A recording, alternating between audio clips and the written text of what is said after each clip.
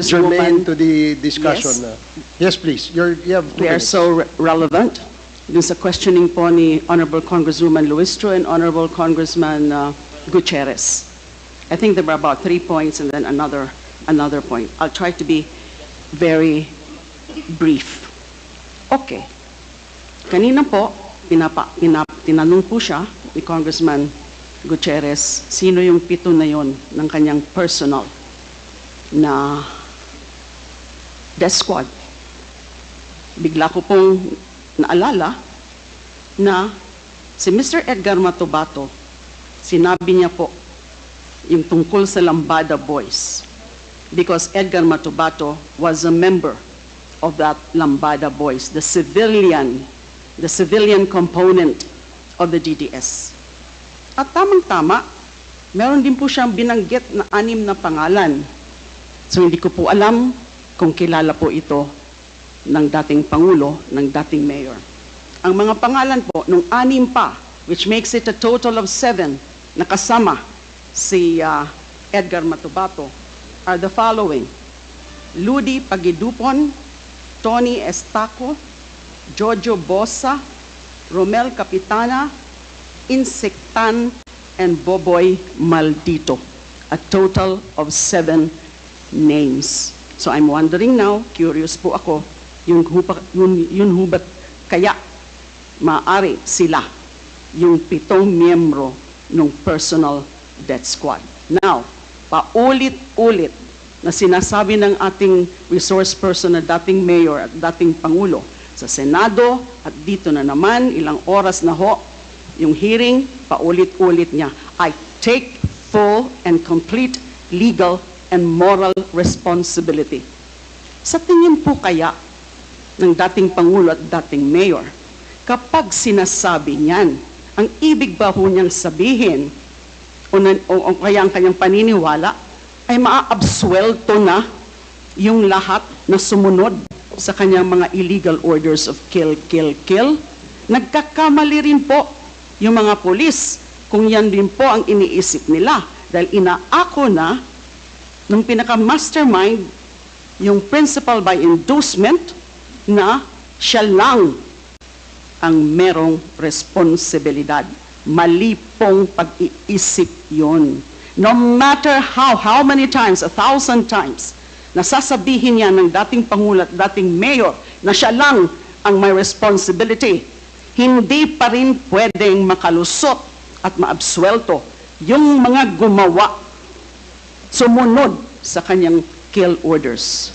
Now, number 3 point, because I'm just going to raise at this point 4 points. Yung kanina po, yung tungkol dun sa personal guilt, that was in the course of the questioning of the Honorable Gutierrez. So paulit-ulit din pong sinabi ng dating mayor, ng dating pangulo, na yung pumatay mismo, yun ang may personal guilt. Totoo.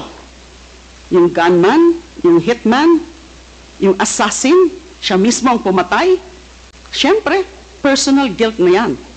Pero wag nating kalimutan yung sinabi po kanina ni Honorable Congresswoman Luistro. If there is such a thing or a principle ng personal guilt, meron din yung principle of conspiracy or theory. Yung dating Pangulo, dating Mayor, siya ang malinaw na principal by inducement because he ordered, he solicited, he induced yung mga pagpatay. So he is definitely principal by inducement. But sinunod ka nagkaroon ng mga principals by direct participation. And in this whole scenario, there is a clear conspiracy. And when it comes to conspiracy, the act of one is the act of all. Yung ginawa ng isa, yung gunman, ay ginawa din, yung nag-udyok sa kanya, yung principal by inducement. Last point I want to say at this point. Kanina po, napansin nyo, hindi nga niya po masabi yung pangalan ko. Ayaw niya pong kilalanin kung sino yung dating Commission on Human Rights chairperson. Sabi daw, again, nung tinatanong o dun sa mga punto ni Congresswoman Luistro, hindi niya kilala kung sino man yan, yung taga-CHR na yan. Nagtataka po ako dun. He's lying when he said that he does not know Laila de Lima. How can he say that he does not know Laila de Lima? Unang-una, nung DDS, yung hearing po namin, yung CHR inquiry sa Davao on the DDS killings, siya po, as then mayor, ang pinakauna na tinawag namin as resource person. Di ho ba? Pangalawa, naku, kayo, narinig niyo ho yun. Napakaraming mga okasyon, mga public pronouncements niya na ako ay tinitira niya, ako ay binabastos niya, kung ano-ano yung mga sinasabi niya sa akin, binabantaan din ako. You will rot in jail, Laila de Lima. And isa pang naaalala ko, nakita niyo rin po siguro yun, noon pong first SONA, di ba? Linapitan niya ako, kinamayan pa niya ako, so hindi niya ako kilala. Alam mo yan, for example, ni former ES Salvador Medialdea, na kilalang kilala ako ng dating mayor at ng dating Pangulo. So he is lying. Maraming salamat po. Thank you, Senator. Iba na kasi ang hirdo niya kasi hindi mo kilala.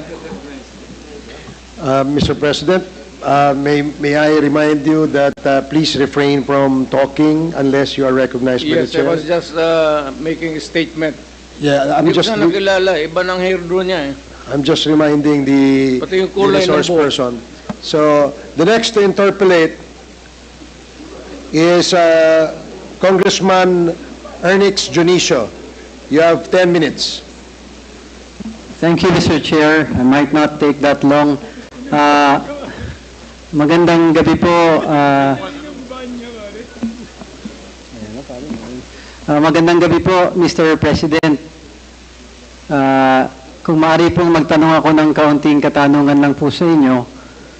Apo, Mr. President, alam ko po na talaga pong galit po kayo sa droga at marami naman pong kababayan natin na who agrees in the fight against drugs. Sobra Opo. po.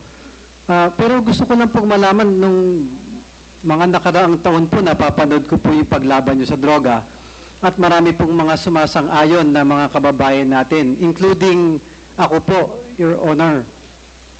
Mr. Chair, nakita ko po yung dedikasyon ng mga kapulisan natin. Sinasalang nila yung buhay po nila para sa paglaban ng illegal na droga. Meron lang po kasi ako, Mr. Chair, Sir, Mr. President, na nabago po yung kaunti ng naging experience sa pong personal. Hanggang ngayon po, galit din po ako sa droga. Pero kung matatanong ko lang po, with all due respect, Mr. President, yung po bang, meron po bang mga kapulisan na nakarating po sa inyo na ng abuso po nung paglaban natin sa droga?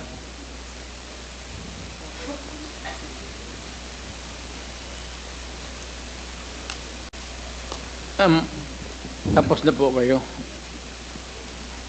Mr. President, mayroon pong katanungan si Congressman Junicio. Pakiulit mo nga, Congressman Junicio. Opo, sorry po. Again, with all due respect po, Mr. President, gusto ko lang pong malaman na katulad po ninyo, ako po galit din po sa droga.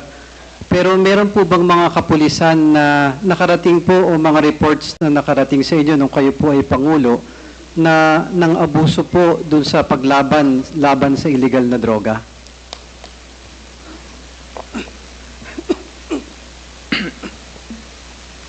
Lahat ho ng pulis, pati military na pumasok ng droga, patay.